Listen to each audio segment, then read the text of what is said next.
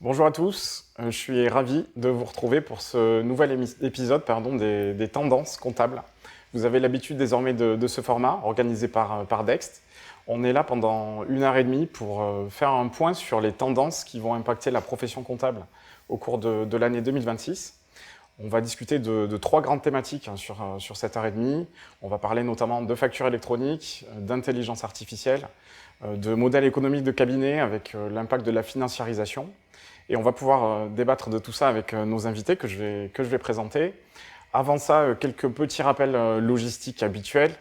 Donc on est ensemble pour 1h30, on est en direct. On va vous solliciter plusieurs fois dans ce live avec un système de sondage. Donc je vous enverrai des questions au fur et à mesure, vous aurez la possibilité d'y répondre.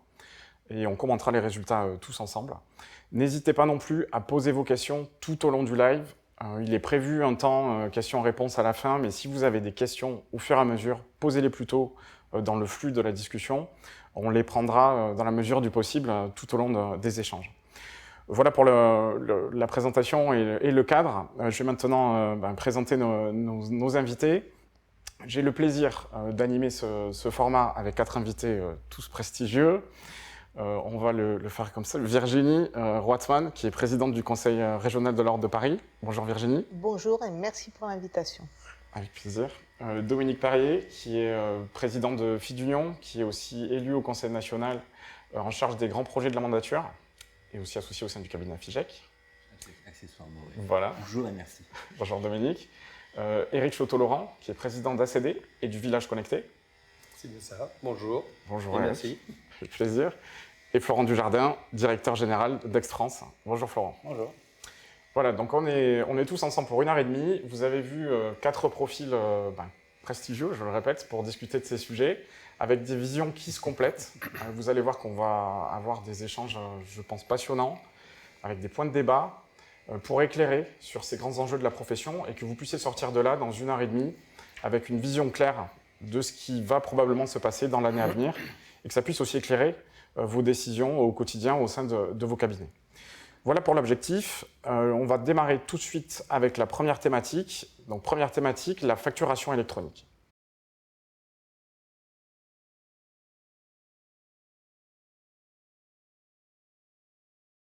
Donc la facturation électronique, c'est une thématique évidemment que vous avez forcément en tête. C'est un des sujets les plus répétés en ce moment en termes d'actualité. Vous n'avez pas pu passer à côté, j'espère, du calendrier, des communications diverses sur ce sujet.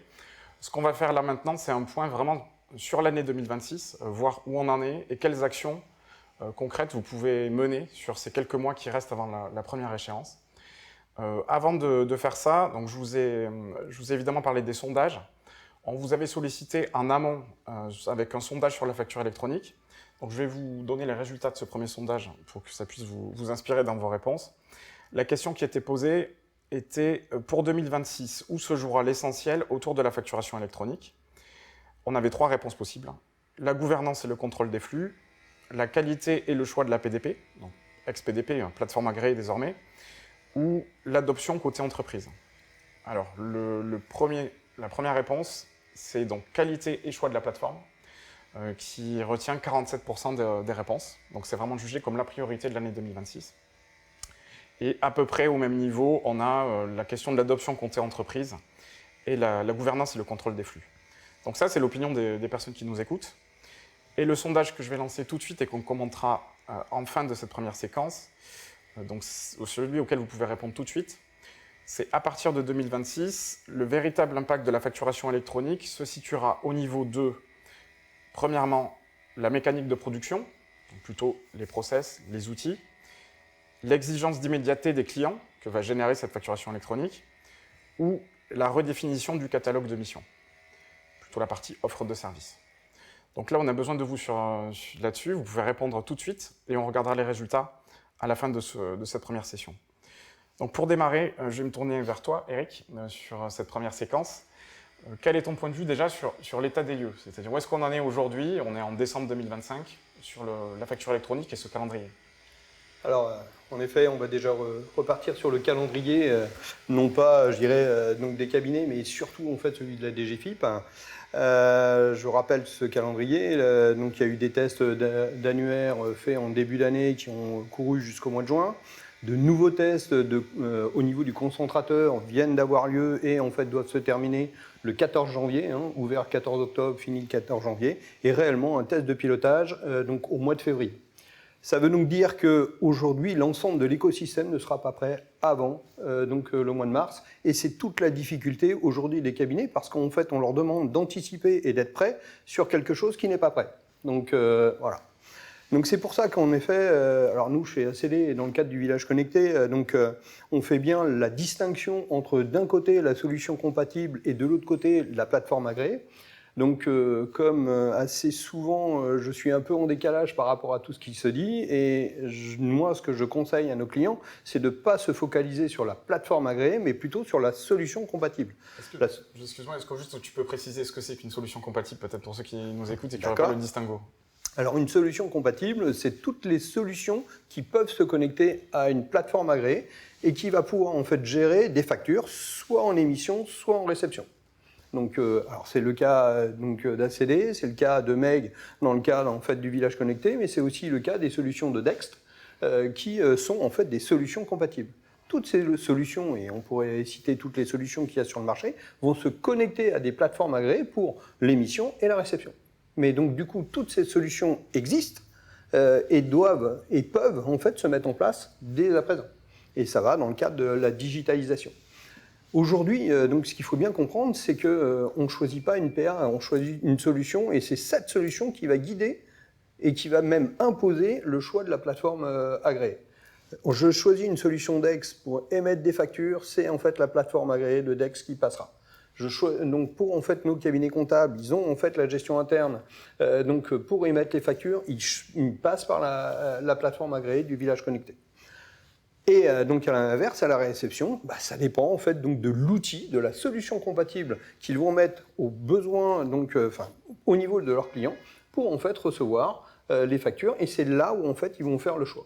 Ce que je conseille, et juste pour finir à nos clients, c'est en fait de choisir une solution qui correspond aux besoins du client et en fait qui sert en fait les intérêts du cabinet.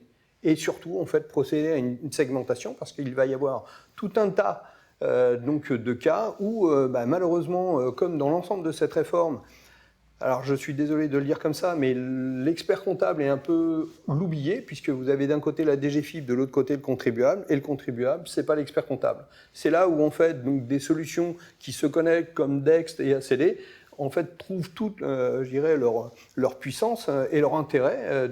Puisqu'en effet, même si ça arrive chez Dex, eh bien, l'outil de production comptable est en fait alimenté.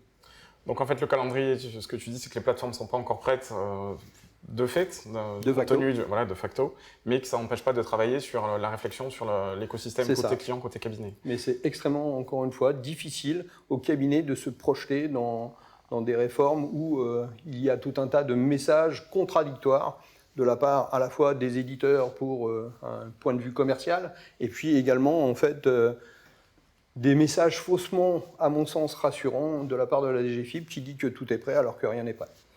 Très bien, on démarre très fort sur ce sujet de la facture électronique. Merci Eric. Habitude que en fait, je dise ce que je pense. Dominique, je me tourne vers toi. De ton point de vue institutionnel, qu'est-ce que toi tu constates sur le terrain en termes de préparation des cabinets ? Alors, en amont de ce qui vient d'être dit, juste pour rappeler qu'au niveau du Conseil national, on a mis un site qui s'appelle IFAC Expert sur lequel on retrouve un certain nombre d'informations, dont ce que tu viens d'évoquer, parce que je partage complètement. L'étape 1, c'est de segmenter sa clientèle, d'organiser ses process. Donc vous avez les outils et les outils pour le faire. Après, sur l'état des lieux de l'avancement, on est relativement peu avancé, j'allais dire, en termes d'implication pure dans la facturation électronique. Certains cabinets ont commencé à travailler sur le sujet, ont demandé à leurs clients de les mandater pour pouvoir signer et choisir l'APA. Mais dans le fameux mandat opt-in qui avait été fait, on n'a pas mis de date de choix de l'APA. Ouais. Justement pour laisser le temps aux cabinets qui auront travaillé avec leurs clients sur ce sujet-là, de faire les tests et de jouer dans ce qui a été appelé à Montpellier le fameux bac à sable, de commencer à faire des tests en live pour voir quel PA fonctionne le mieux. Sachant que je suis d'accord, il y a les deux côtés, réception, émission.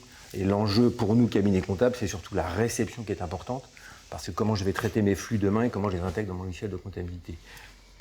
Les tests qui ont été faits, l'interopérabilité, alors j'ai toujours tendance à parler de deux interopérabilités. L'interopérabilité horizontale entre plateformes et le PPF, ça c'est en cours. On va dire que pour certaines plateformes c'est fait et ça marche. Après il y a l'interopérabilité verticale, et c'est celle-là qui nous concerne, nous, cabinets, pour nos clients. Comment je vais récupérer sur tous mes clients, j'aurai peut-être pas les 120 plateformes chez tous mes clients, mais je vais en avoir un certain nombre. Comment je fais pour concentrer ça dans mon outil de production, chez moi, qui me permet de travailler sereinement et que ce ne soit pas la foire d'empoigne dans ma compta, ce que tu es en train d'expliquer un petit peu.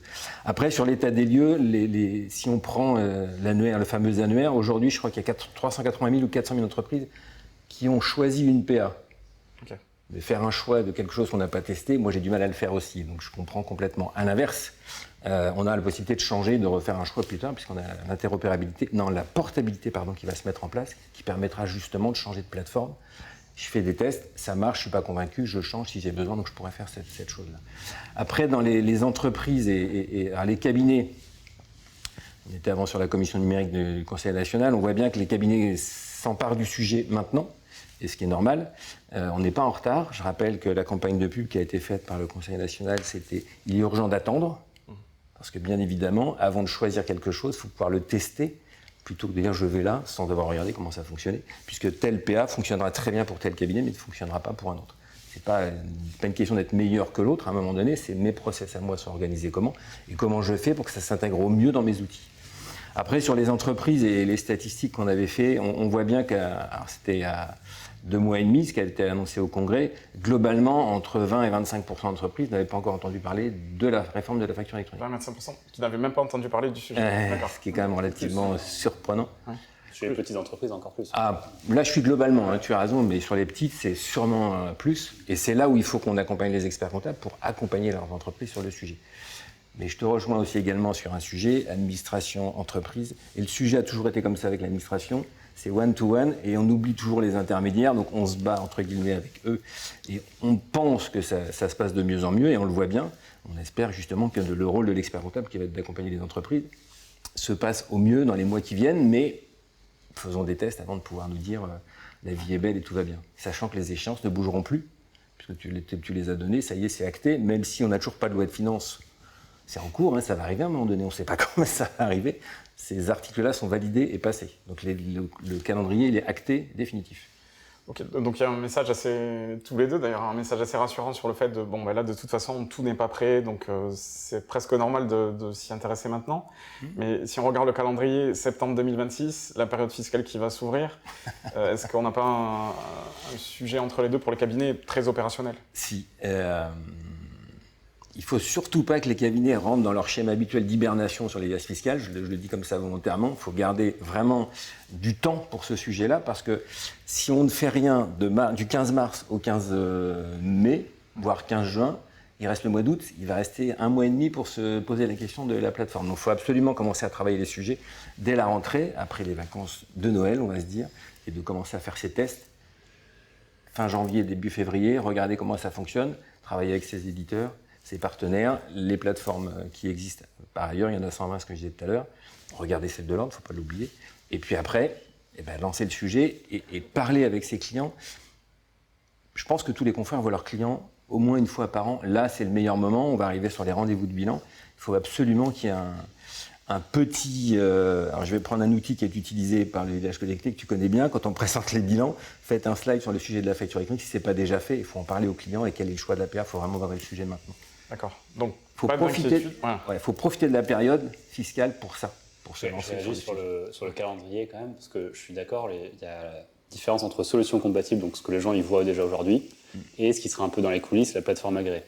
Donc là, ils sont quand même pas si en retard que ça à DGFiP. Il y a déjà 8 plateformes agréées qui ont validé les tests. Donc les plateformes n'ont pas le droit de communiquer dessus, mais les experts comptables ont déjà le droit de demander à leur éditeur quand même où ils en sont. Donc ça, c'est possible déjà maintenant. Et par contre, en effet, ce sera public que vers le 14 janvier, si je crois. Et donc seulement février. Donc comme dit Eric, on ne pourra pas vraiment faire nos tests avant février sur la plateforme agréée. Et en fait, la plateforme agréée ne changera pas grand-chose, parce que c'est dans les coulisses et ce sera environ pareil pour tout le monde. La différence, c'est la solution compatible. Donc comment on fait pour choisir sur quelque chose qu'on ne peut pas tester? Il y a quelque chose d'assez simple que certains cabinets m'ont dit, c'est en fait si on est content de notre outil aujourd'hui et qu'on est confiant qu'ils vont être agréés, ben, c'est eux qu'on choisit. C'est simple. Si on est content aujourd'hui, ça marchera demain, c'est eux qu'on choisit, on ne se pose pas de questions. Et si on n'est pas content de notre outil et que ça fait 2-3 ans qu'on repousse la décision, bah, c'est quand même maintenant qu'il faut le faire, mais on n'a pas besoin d'attendre février ou mars pour savoir qu'on n'est pas content. Donc on peut se mettre déjà sur la réflexion de changer maintenant parce qu'on sait qu'on n'est pas content et il ne va pas y avoir un miracle en 3 mois. Quand tu dis outils, tu parles outils compta, pré-compta? Je parle de l'outil voilà. production, pré-compta, les outils qui sont utilisés soit par le cabinet, soit par les clients. Parce qu'il faut faire attention, je pense que la plupart des cabinets, en particulier les petits, mars à mai, ils sont quand même vraiment dans la période fiscale, c'est vraiment difficile de penser à autre chose qu'à ça. Et donc soit on le fait maintenant, entre décembre et février, soit on le fait en juin, juillet, août, et ça veut dire qu'à Noël, il faut parler à son conjoint en leur disant il n'y aura pas de vacances cet été. C'était la mauvaise nouvelle du jour, ça. Mais non, mais c'est le choix à faire. Est-ce que tu peux nous répéter, s'il te plaît, le choix pour que ce soit... Soit on y pense décembre, il y a maintenant, encore avant temps le mois de mars, Exactement. de décembre à février. Ouais. Ensuite, on a la période fiscale, évidemment qu'on ne va pas tout faire à ce moment-là. Soit on le fait après, donc de juin à août. Et donc, si on a 30 à 40 clients par collaborateur à faire passer à la fois les basiques, à la fois les exceptions, il n'y a pas de vacances cet été. Ouais. Donc, il y a quand même un intérêt à s'y mettre vraiment maintenant. D'accord. Donc au début, on est rassurant sur le fait que Désolé de faire y a un une mauvaise calendrier, nouvelle. mais c'est rassurant à condition d'avoir la capacité de travailler sur la période qui s'ouvre. En fait, on dit la même chose. Hein. Ouais. Ce que tu expliques là, c'est de dire qu'il faut que j'analyse mes procès, j'analyse mes flux et je regarde tout ce qui s'ensuit. On revient sur la solution compatible. Donc, comment ça va On fonctionner? va faire le maximum. Ça, on peut le faire avant, j'ai pas de débat. Après, le choix final, et tu as raison, la facture est sur la solution ou dans mon outil de prod et part sur une plateforme. Ouais. Après, c'est juste un problème de test pour vérifier que ça marche. Ouais. Et je ne suis pas dépendant de ça. Je suis dépendant de tout ce qui est en amont, mon organisation, mes process. On est d'accord. Ouais, donc c'est hyper important. Dans le raisonnement, se poser la question de ce qu'on va mettre entre les mains de ses clients et de ses collaborateurs. Et le tuyau de la plateforme agréée, on peut le voir dans un deuxième temps. Je résume à peu près. Et en fait, on est sûr à 99%. Et quand on voit au mois de janvier qu'on est bien agréé, ou au mois de février que ça marche, là, on met go. Mais on ne commence pas la réflexion en février. Voilà, ok. Virginie, de ton côté, toi, qu'est-ce que tu vois de la préparation des experts comptables et quelles sont tes recommandations, surtout en termes d'action concrète à mener? Moi, je suis ravie d'entendre qu'aujourd'hui, que le choix de l'APA n'est pas un sujet, parce que ça fait à peu près une bonne année qu'on nous intoxique avec ce thème-là, qui est l'urgence est de choisir une PA. C'est pas du tout urgent. Et comme tu l'as dit, Dominique, évidemment qu'on ne peut pas choisir une PA. C'est le langage de l'administration fiscale, c'est le langage de beaucoup d'éditeurs. Choisissez une PA. Il faut quand même choisir son logiciel de comptabilité. Oui, mais un logiciel de comptabilité n'est pas une PA. Le vrai sujet de la facture électronique, et j'aimerais bien qu'on arrête de parler de PA, parce que le vrai sujet, et vous l'avez dit, c'est en fait un sujet de process. Et les sujets de process, il est urgent de commencer hier surtout. Ouais. C'est pas qu'il est urgent d'attendre, il est urgent de savoir. Et quand on dit faire la cartographie de son portefeuille, en fait, donc on a deux sujets. Il y a comment on va s'organiser dans le cabinet. On a un sujet d'organisation interne. 2, comment vont s'organiser nos clients. Soit on s'occupe de la totalité des comptabilités de nos clients et donc notre sujet devient le leur, soit nos clients ont aussi une organisation comptable propre et nous avons une mission de révision. Donc quand on dit faire la cartographie de son portefeuille client, c'est exactement faire ça. Et pour faire ça, il faut avoir formé ses collaborateurs, il faut savoir de quoi on parle, il faut mettre à plat tous les process, et ça, c'est un truc de dingue. C'est important à faire, c'est voir que tel client a tel outil de note de frais, plus comme on fait sa compta, on a mis Dex pour lui, plus son logiciel externe de facturation, parce que par exemple c'est un client dans le bâtiment. En fait là, c'est ça, faire la cartographie. Ça c'est important.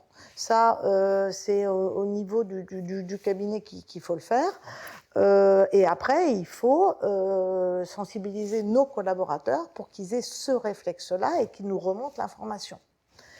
On peut commencer, donc ce qu'on fait au Conseil régional de l'Ordre des experts comptables, c'est que la facture électronique, c'est un sujet on est depuis 4 ou 5 ans.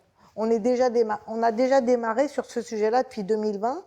Et en 2020, le sujet n'était pas de choisir une PDP ou une PA.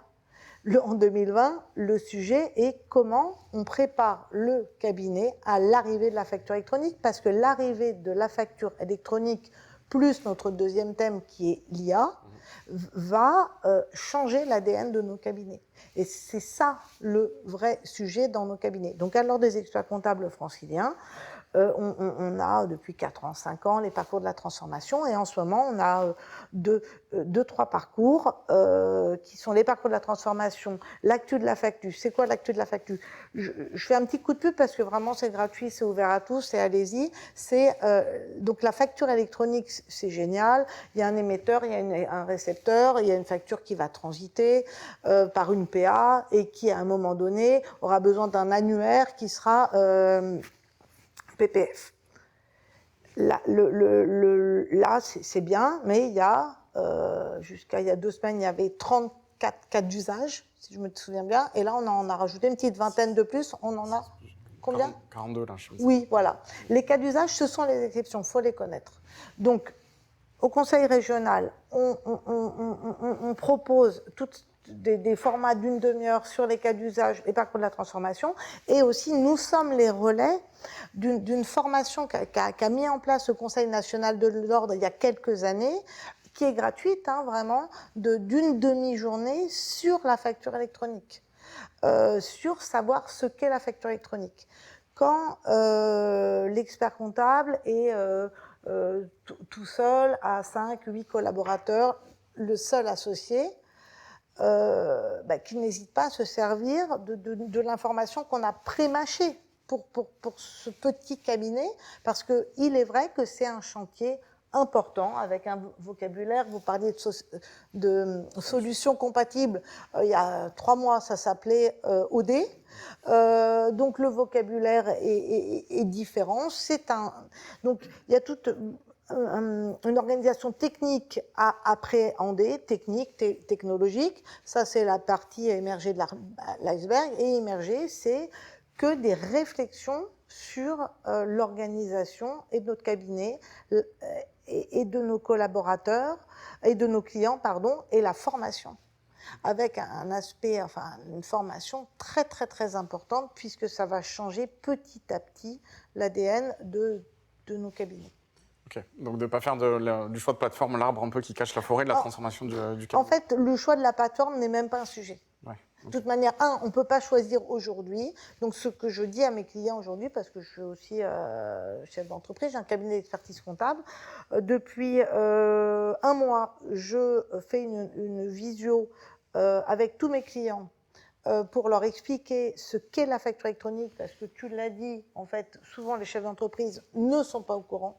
Donc, je leur explique ce que c'est. J'ai déjà un peu fait la cartographie de leur organisation interne. Et je leur dis, voilà, quelles sont les questions que l'on doit se poser. Vous captez vos notes de frais sur tel outil, vous avez tel outil en vente, etc., etc. Donc, je fais sa cartographie, je discute avec lui et je lui dis, on a jusqu'au 1er septembre 2026 pour avoir tout construit ensemble et être prêt. 1er septembre 2026, donc il faut être prêt pour la réception des grosses factures. On voit aussi avec le client quelles vont être les grosses factures. Okay. Les boîtes dans le bâtiment, on a Richardson, parce qu'on pense facilement à Orange, EDF, etc. Et puis, il va y avoir des grosses factures aussi à recevoir chez ces clients-là, qui peuvent peut-être être un peu compliquées. On va voir comment ça va passer. Donc, je leur dis, on va être prêt pour le 1er septembre 2027. Donc, c'est moi l'expert comptable et mon client, et on part dans l'aventure ensemble, et on se positionne avec cette posture-là de l'expert comptable qui accompagne le chef d'entreprise. Et je peux vous dire, là, donc j'en fais peut-être 3 par jour en ce moment, des visios comme ça d'1h30 avec ces chefs d'entreprise et parfois leur staff comptable. Il y a un petit coup de stress à un moment donné. Hein. On ne sait pas comment on fait. Hein. Et c'est normal. Et c'est normal. Même avant du coup, le choix de la plateforme, en effet, Il faudra dans tous les cas, avant septembre, avoir au moins une demi-heure avec chaque client. Tous les experts comptables les plus avancés disent ça. Il faut avoir chaque client au téléphone ou en visio, mais en tout cas pas juste un mail, pour lui expliquer les tenants et les aboutissants. Sinon, il y a le risque qu'ils ne comprennent pas et que hop, on se prenne tout à la fin. Donc on peut faire ça maintenant, d'expliquer toutes ces choses-là en disant bah, le choix, je te dirai ce que c'est en fait, mais je t'explique tout ça maintenant. Et là, on gagne déjà beaucoup de temps. Donc ça, c'est en effet la chose à faire, en effet. Moi, pour l'APA, je leur dis, c'est pas un sujet, on la choisira ensemble en juin. Hein. C'est le truc qu'on va faire en dernier. Donc c'est pas parce qu'il y a cette incertitude sur l'APA qu'il n'y a pas du pain sur la planche. Juste pour rebondir sur les contenus, ce que tu disais, il y a des contenus qui sont à disposition et des ressources. Dominique, est-ce que toi tu veux dire un mot sur toutes les ressources aussi, enfin qu'on ait le panel complet Le panel complet. Virginie fait déjà des trucs super intéressants et alors on a pris... C'est pas un complément, c'est autre chose, et peu importe, mais on est sur les mêmes sujets, parce que je pense qu'il faut vraiment inonder d'informations, parce qu'à un moment donné, il faut que ça rentre dans la tête des confrères. Et on se pose même la question d'aller plus loin, c'est d'inonder le monde de l'entreprise sur des informations aussi. Donc on a créé un site qui s'appelle Ma facture, mon expert, sur lequel toutes les entreprises peuvent retrouver un certain nombre d'informations. Et on a rajouté là-dessus une émission que j'anime depuis 5 mois ou 6 mois. C'est une demi-heure, une fois par mois, sur des sujets particuliers. Tu parlais des cas d'usage, on est rentré dans le même modèle aussi, et on avance sur ce sujet-là. Et ce qui est impressionnant, et ça confirme ce que tu disais, les confrères se réveillent là. On voit, nous, le nombre de participants, je suppose que tu as le même suivi, ça augmente de mois en mois, et les questions sont de plus en plus nombreuses. Et c'est normal, puisqu'on va arriver dans le pratico-pratique. Et là, tu as pris l'exemple de la note de frais, je pense que c'est le plus parlant, en tout cas sur nos entreprises. C'est le sujet, comment je vais gérer cette épine dans le pied. Une fois qu'on a donné la solution, c'est rien de compliqué, il faut juste se poser et le traiter. Et pour rebondir sur ce que tu disais, Virginie, la relation avec les clients, qui est pour moi le sujet important, mais pas que sur la facture, de manière générale. Là, on fait la même chose, entre guillemets, au niveau du cabinet, c'est qu'on anime des webinaires pour les clients, on vulgarise. Et là, on est arrivé au stade que tu évoques, c'est le client t'appelle et je commence à être sollicité pour est-ce qu'on peut se parler de ça, de ça, de ça. Et à chaque fois, c'est quoi ma PA? On va déjà regarder les flux, puis après on choisira la PA. On a des clients qui sont aujourd'hui 100% papier. Bien sûr. J'ai les chiffres. Et ça, on comprend que le travail dans ces entreprises-là, c'est pas du tout le choix de l'APA, c'est déjà faire rentrer la numérisation dans les process, l'automatisation et la numérisation. Et là, il faut commencer tout de suite. Là, je leur dis. Donc on peut mettre Dext, hein, parce que bon, on est invité par Dext, donc on va quand même ça peut être sympathique de le dire. Non, mais on peut mettre Dext pour l'acquisition des achats. On peut mettre, alors souvent, hein, je suis désolée, mais souvent ils ont déjà un logiciel comptable. Hein, mais s'il est défaillant, on peut mettre ACD aussi, comme ça, c'est sympathique, c'est fait. On peut mettre aussi RCA si on veut, s'ils n'ont pas de logiciel de vente. Quand les factures de vente sont faites sur Word, Excel, moi j'ai des clients qui font 10 millions d'euros de chiffre d'affaires avec des factures qui sont faites à la main, Word, Excel, hein, c'est ça, à la main. Ça revient au même. Hein. Donc là, c'est un vrai sujet de process. Ce sont ça les sujets qui doivent nous occuper aujourd'hui, en fait, dans nos cabinets. Alors, pardon, vas-y. Alors juste, oui, pour finir, encore une fois, hein, la réforme de la facture électronique, c'est pas un sujet de PA comme en fait on vient de tous le dire, c'est avant tout un problème de process. Et il faut amener du process dans les entreprises. Je rappelle également que Word et Excel ne sont pas une solution compatible. Voilà, c'est fait. En plus que ça ne répond pas donc aux normes antifraude, que ça ne répond pas au RGPD, donc à bannir. Et là, c'est un gros sujet. Donc, encore une fois, hein, c'est tout l'intérêt de ce que j'ai dit en fait dès le début, de faire bien la distinction de l'APA, ok, et donc derrière la solution compatible. Je prends souvent comme exemple la messagerie. On utilise toujours un client de messagerie. Mais quand est-ce qu'on choisit un serveur de messagerie? Jamais. Jamais. C'est le client de messagerie. Qu'on soit sur iOS, sur Apple, sur Android, qu'on soit donc sur une tablette, sur donc un PC. C'est ça qu'on choisit. L'interface, ok. Une interface. Alors, je regardais les chiffres du sondage là. Alors, je ne sais pas si c'est vous qui les avez convaincus ou s'il était déjà et qu'on est en phase, mais en tout cas, ça aussi, hein. La réponse à la question. Donc, à partir de 2026, quel sera le véritable impact de la facture électronique? La réponse qui remonte avec 50% des réponses, c'est la mécanique de production. Donc, effectivement, l'impact process. Et on a ensuite offres et exigences d'immédiateté des clients, qui sont entre 20 et 30%, et donc loin devant l'impact sur les processus. Il y a aussi des questions qui sont dans le chat. Alors, il y en a une, honnêtement, qui est une question de Frédéric sur l'assujettissement. Qui sont les assujettis? Définir les assujettis. On va peut-être pas le faire, enfin, je pense qu'il faut te comprendre, on va peut-être pas le refaire là sur le fond. Si, 2 secondes. Dominique. Fuse Expert, il y a une émission qui a été faite juste sur ça. Voilà. On peut dire que c'est les assujettis à TVA qui sont concernés de façon très rapide, mais il faut rentrer dans le détail. Après, qui est un assujetti? Toute personne qui a une activité économique. Ça veut dire tout le monde. Ce qu'on peut faire aujourd'hui, il y a un truc à faire assez intéressant aussi, c'est d'aller voir nos clients dans l'annuaire. C'est déjà ça nous familiarise dans le cabinet à la facture électronique avec du pratico-concret, parce qu'on n'en a pas beaucoup du pratico-concret. Et comme ça, on voit les clients qui pourraient manquer. Et d'ailleurs, on a fait remonter à la DGFiP, qui manquait toutes les SCI soumises à l'IS et à la TVA, en fait, parce que les assujettis sont la TVA, parce que ce qu'on n'a pas dit, et ce qui est très très très très très important, parce qu'on s'est dit que c'était une évidence, mais je pense qu'il faut revenir à ce fondement fondamental. La facture électronique est un projet de l'administration fiscale dont l'objectif est le pré-remplissage des déclarations de TVA dans quelques années. On ne sait pas quand, mais dès que l'administration fiscale sera prête, peut-être jamais, parce que c'est compliqué la TVA, c'est l'objectif. Et donc, qui dit TVA dit information à communiquer, soit on est dans les e-factoring, soit e-reporting, enfin bref, on va pas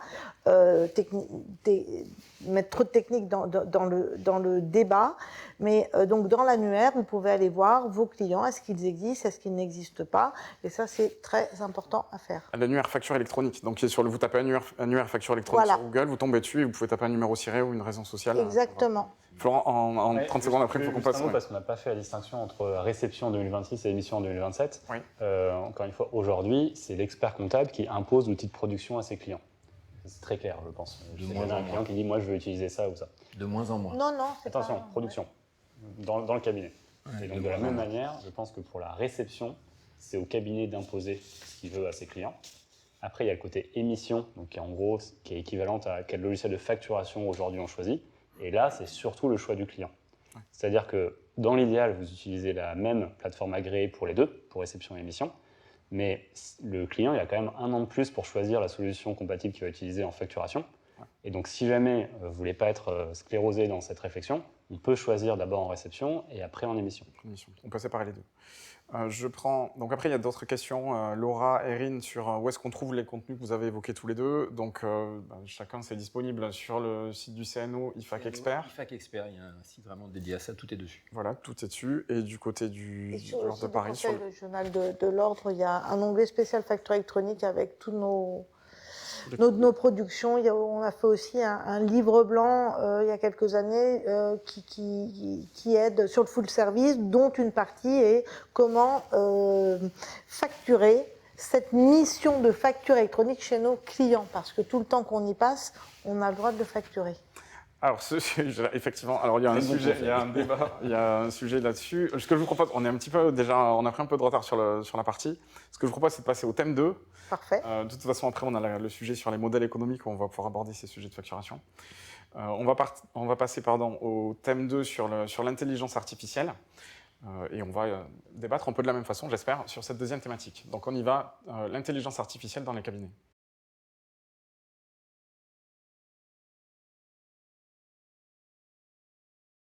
Donc, de la même façon, on vous a toujours la même logique. On vous a interrogé en amont sur cette thématique de l'intelligence artificielle. Je vous soumets là aussi les résultats. La question, c'était celle du déplacement de la valeur, l'impact de l'IA sur la valeur des cabinets, ce que tu commençais à évoquer tout à l'heure. Les propositions étaient le full service, l'assistance à la décision ou l'expérience client. Ce qui remonte avec plus de la moitié des votants, c'est l'assistance à la décision. Donc, l'IA est plutôt perçue comme une aide à la décision, plutôt que pour la partie expérience client, ou quelque chose qui pourrait permettre de mettre en place des missions de full service. Donc ça vous donne déjà une première indication. Et le sondage qu'on lance maintenant, c'est spécifiquement sur l'enjeu de l'IA agentique, qu'on va définir dans quelques secondes. Et quel est l'enjeu numéro 1 à surveiller en termes d'IA, et particulièrement d'IA agentique? Est-ce que c'est pour vous a pas de bonne ou de mauvaise réponse, hein, c'est une question d'opinion. Les hallucinations, c'est-à-dire les erreurs invisibles de l'IA, est-ce que c'est la perte de compétences techniques des juniors, le fait d'automatiser, l'impact sur les compétences, ou est-ce que c'est un sujet d'abord de sécurité des données clients? Voilà, donc je vous laisse, comme tout à l'heure, répondre aux questions et on verra ça tout à l'heure. Sur cette thématique, je vais commencer par toi, Florent. La première question qu'on peut se poser lorsqu'on écoute ou qu'on lit ce type de sujet, c'est de quoi est-ce qu'on parle concrètement? Et c'est normal d'ailleurs qu'on n'en parle pas encore aujourd'hui, parce qu'on parle des tendances 2026, mais c'est bien d'anticiper parce que c'est quelque chose qui va devenir plus gros. Dans l'IA, on parle souvent de 3 vagues. La première, c'est l'IA prédictive. Donc je vais parler de ce que je connais dans Dext. C'est tout simplement, je sais que si jamais on prend un billet de train, sur des millions de factures, elles ont toujours été mises en 6251, il y a de bonnes chances que ce soit là. Donc on prévoit l'avenir avec une base de données sur le passé. La deuxième vague, celle qu'on connaît tous depuis ChatGPT, c'est l'IA générative. Donc on va créer des contenus, que ce soit du texte, que ce soit de la vidéo. Et la troisième vague dont on parle de plus en plus maintenant, c'est l'IA agentique, et donc, où les agents, c'est des programmes informatiques qui vont faire des actions. Et qui vont faire des actions souvent de façon autonome, et il n'y aura pas besoin que l'humain lui dise des choses à chaque fois. Et aussi, les agents, ils vont observer l'écosystème. Donc ils n'ont pas besoin qu'on leur dise quoi faire, ils vont observer les choses, et ils vont suggérer des actions. Et donc, pourquoi on entend beaucoup moins parler que de l'IA générative? C'est parce que ça va sûrement arriver dans le monde professionnel avant le monde personnel. Donc là, on a tous découvert ChatGPT d'abord en perso, avant que le logiciel de comptabilité, on a mis environ 2 ans à les mettre dans nos solutions. Aujourd'hui, presque tout le monde a de l'IA générative dans ses solutions, mais l'IA agentique va arriver en premier, normalement dans les éditeurs, avant que vous l'utilisiez dans votre vie perso. Okay. Et je donne encore un exemple à court terme. Là, chez Dext, on vient de commencer quelque chose en Angleterre, on le lance le mois prochain en France, quelque chose qui va permettre d'observer les habitudes des collaborateurs. Donc, par exemple, l'agent va dire « Je vois que sur tes factures de carburant, tu mets toujours seulement 80% de la TVA que j'ai extraite. C'est bizarre, est-ce que tu veux que je te le mette à chaque fois ?» Et là, on peut lui répondre « Bah oui, bonne idée, mais seulement quand tu vois écrit essence ou samplon 95 parce que l'autre, c'est mon utilitaire. » On peut interagir. Et en plus, s'il te plaît, à chaque fois que tu vois un supermarché, mets-moi un drapeau parce que j'ai envie de vérifier cette facture. Okay. Donc, on va parler en langage naturel et l'agent va comprendre qu'est-ce que ça veut dire. On n'a pas besoin de cliquer sur des boutons, on lui parle et il analyse le contexte. Donc là, c'est l'IA agentique. Là, on est sur l'IA agentique. Ça, c'est l'IA agentique qui va faire des choses un peu plus avancées que juste si tu vois ça, tu fais ça. Si tu vois un billet de train, tu mets dans cette catégorie. Là, c'est un peu plus avancé. C'est réfléchir un peu plus. Mais demain, ça va aller beaucoup plus loin. Ça va être une commande qui sera encore plus simple, du style « relance tous mes clients qui ne m'ont pas payé au premier du mois ». Et donc là, l'IA va réfléchir à qu'est-ce qui a été réconcilié, qu'est-ce qui n'a pas été réconcilié. On relance une première fois, c'est pas le même ton dans la deuxième facture. Et ça devrait arriver très vite. Okay. Ce qui est plutôt une bonne nouvelle. Ok. D'accord. Bon, merci beaucoup pour cette définition. Déjà, ça pose le sujet. Dominique, je m'en tourne vers toi. Quel est ton point de vue, toi, sur l'IA agentique, sur ces deux temps, ces deux vagues de l'IA et aussi leur adoption par la profession? Ouais, il y a 2-3 choses dans ce que tu as dit. Un, ça vient du monde civil. Ça, c'est hyper important. C'est pas des choses qui ont été créées dans les entreprises, mais c'est l'économie civile, entre guillemets, qui ramène les éléments dans les entreprises. Donc ça, pour moi, c'est un frein. Je vais t'expliquer pourquoi après.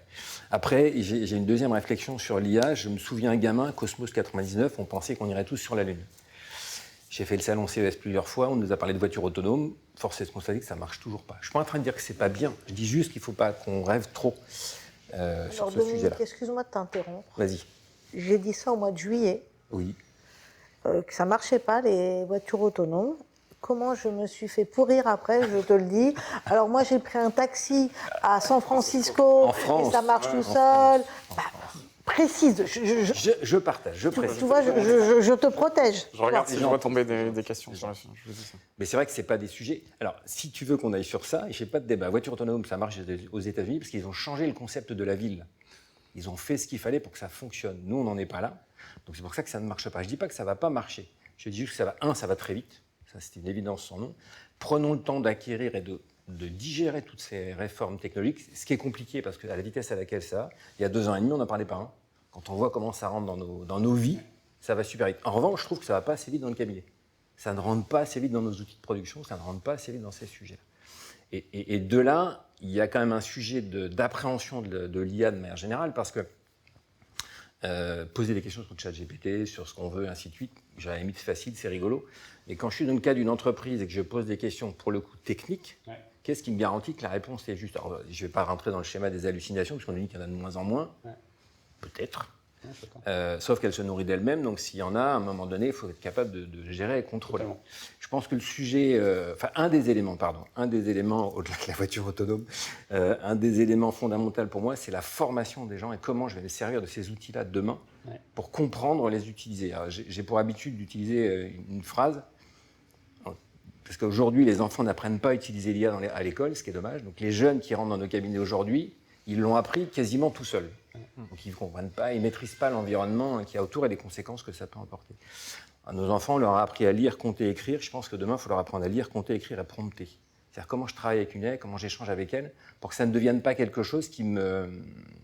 j'aime pas le terme qui me domine, mais parce qu'on va pas rentrer dans des délires complets. Et vérifier les hallucinations. Parce que c'est Exactement. Et à partir du moment où on sait les utiliser, je pense que ça va être phénoménal. On a testé, nous, des produits au niveau du cabinet de documentation.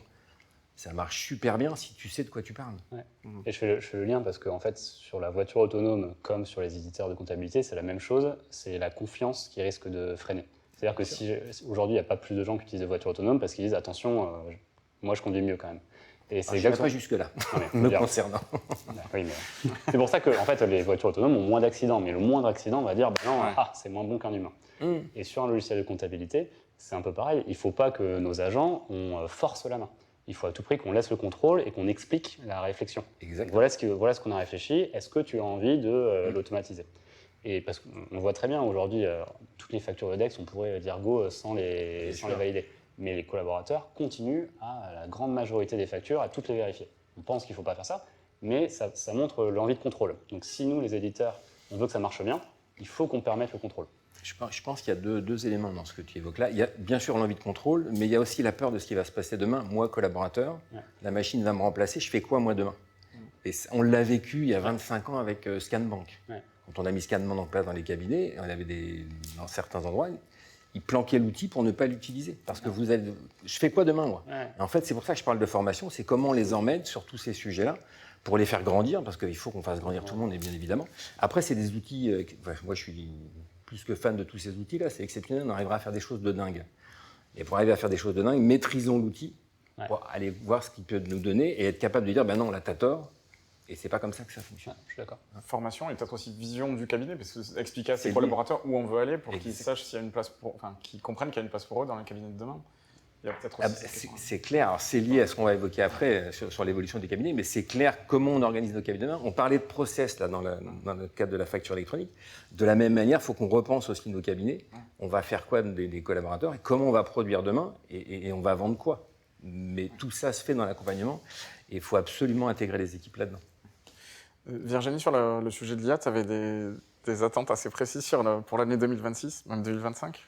Alors mes attentes... C'est l'occasion. C'est l'occasion. Donc, je partage l'avis de Dominique. Aujourd'hui, l'IA, concrètement parlant, dans nos cabinets, aujourd'hui, c'est ChatGPT ou Mistral, enfin bref, c'est du LMM qui nous sert, et c'est pas négligeable. Alors, à faire des PowerPoint avec Gamma sympatoche, à faire des mails bien rédigés, comme c'est pas tout à fait notre fort dans les cabinets, c'est pas mal. Je trouve que c'est un amuse-bouche sympathique pour faire entrer le cabinet dans l'IA. Mail bien rédigé, PowerPoint sympathique, présentation de nos honoraires, parce que si notre lettre de mission était sexy, quand même, ça se saurait. Donc, bon, tout ça, c'est bien. Mais évidemment, je rêve de l'IA agentique dans nos outils de production. Je ne comprends même pas alors je le dis tout le temps, mais je vais le redire parce que sinon après tu vas être déçu, qu'en 2025, quand il y a des voitures qui conduisent toutes seules sur les routes, nous n'ayons pas d'IA dans nos outils de production. Alors oui, on en a un petit peu... On voit peut-être pas tout, mais de l'IA bien intégrée, tu la vois pas. Voilà, alors on en a dans l'ostérisation avec la reconnaissance, mais dans la révision il n'y en a pas. Dans la prédiction, il n'y en a pas. Ça fait 15 ans que je cherche, moi, un logiciel pour faire un budget de trésorerie. Mais un vrai budget de trésorerie, hein, avec les ventes, enfin, un vrai. Aujourd'hui, ça n'existe pas. Je ne comprends pas comment on a des voitures aujourd'hui qui conduisent toutes seules et un budget de trésorerie qui s'alimente du passé. Donc, on prend le passé, on prend le futur. Enfin, je ne... On est d'accord. T'en as un, Dominique? Non, j'en ai pas, mais demande à ChatGPT, il est capable de te le faire. Voilà. C'est bon. ça le pire. Oui, mais le seul problème, c'est que je vais devoir mettre mon FEC dans ChatGPT. Les instances me disent, genre la présidente du conseil régional de l'ordre d'Île-de-France n'arrête pas de dire oui, mais les FEC, il faut qu'ils soient minimisés parce que sinon, on ne respecte pas le secret professionnel, etc., etc. Donc, comment on fait, nous, experts comptables, pour faire des prêts? Et c'est la seule chose qui intéresse nos clients, en fait, qu'on soit là, à côté d'eux, dans la gestion. Et donc, je suis très impatiente de pouvoir utiliser ce genre d'outils. Parce qu'il y a un petit truc qu'on n'a pas dit et que j'avais envie de dire. Le combo facture électronique IA va faire que nous ayons une comptabilité en temps réel. Et qui dit compta en temps réel, dit possibilité de pilotage. De manière en dentelle, de pilotage en dentelle. On va, la troisième partie, on va parler du nouveau modèle économique. Donc je vais le laisser, mais c'est évident que nous, cabinet d'expertise comptable, on va devoir se réinventer. Et j'ai envie de dire, heureusement, c'est extraordinaire d'avoir ces chiffres-là en temps réel et d'avoir des outils de prédiction à la fois en termes d'exploitation et en termes de trésorerie. Donc moi, je suis super impatiente. Ok, je suis désolé, c'était pas un piège, mais je suis obligé de me tourner non, vers toi. Mais... J'ai bien vu, j'ai essayé de préparer en fait ma réponse. Noël approche, vas-y. Et bien justement, je n'ai pas la barbe, mais je vais essayer de jouer le Père Noël. Donc là, je vais reprendre un petit peu aussi ce que disait Florent. Il y a les parties visibles. C'est l'ensemble des éditeurs, il n'y a personne. Je veux dire, personne n'est visé là. Ah non, mais je me sens pas spécialement visé et je vais essayer en fait de l'apporter dans la réponse. Donc déjà, je rejoins Florent. Dans le cadre en fait de l'IA, il y a ce qui se voit et ce qui se voit pas. Donc ça, c'est en fait la première des choses. Aujourd'hui, on intègre l'IA et en fait les versions qu'on est en train, je dirais, de déployer, intègrent notamment dans le cadre de la révision, de l'analyse et autres de l'IA. Ce n'est pas de l'IA agentique, voilà, c'est de l'IA en fait générative.